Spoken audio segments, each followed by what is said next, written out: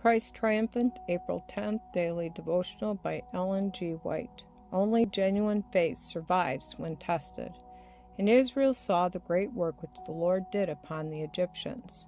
And the people feared the Lord, and believed the Lord, and his servant Moses. Exodus chapter 14, verse 31. The voices of the people rang out over the waters of the Red Sea in glorious triumph. But soon their faith was tested. The Lord would know how much he could depend on his people to be true and loyal to him. They went 3 days' journey into the wilderness and found no water.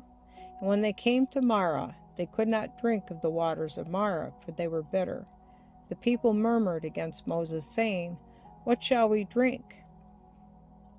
Exodus chapter 15, verses 23 and 24.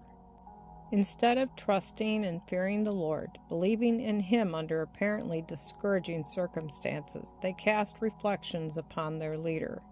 So people act in this generation. Satan's plan of temptation is always the same. While everything moves prosperously, people think that they have faith. But when suffering, disaster, or disappointment comes, they lose heart. A faith that is dependent on circumstances or surroundings, that lives only when everything goes smoothly, is not a genuine faith. In his trouble, Moses cried to the Lord. This is what the children of Israel, so recently delivered, ought to have done. The Lord heard the cry of his servant, against whom the people had said so many bitter things. He showed Moses a tree, which when he had cast into the waters were made sweet. Exodus chapter 15, verse 25.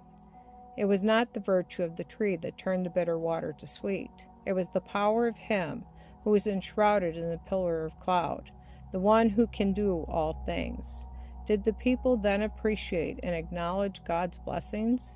Were their hearts filled with gratitude and thanksgiving to him? Did they have a praise service as when they stood on the banks of the Red Sea?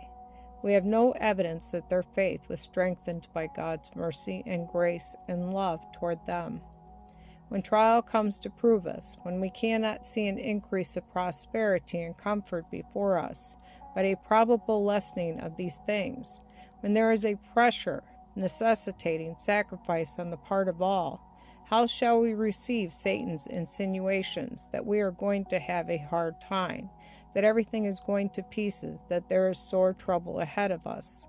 We ought to gather up the fragments of heaven's blessings and tokens for good, saying, Lord, I believe in thee, in thy servants, and in thy work. I will trust in thee.